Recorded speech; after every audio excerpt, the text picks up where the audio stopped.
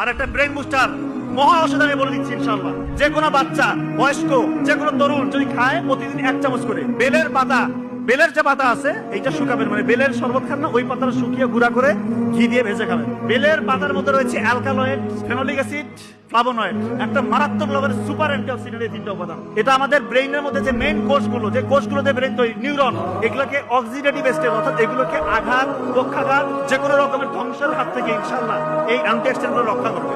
এবং বেলের পাতার মধ্যে রয়েছে বিটা ক্যারোটিন এবং ভিটামিন সি, এটা আমাদের নিউরনকে পুষ্টি যোগাবে।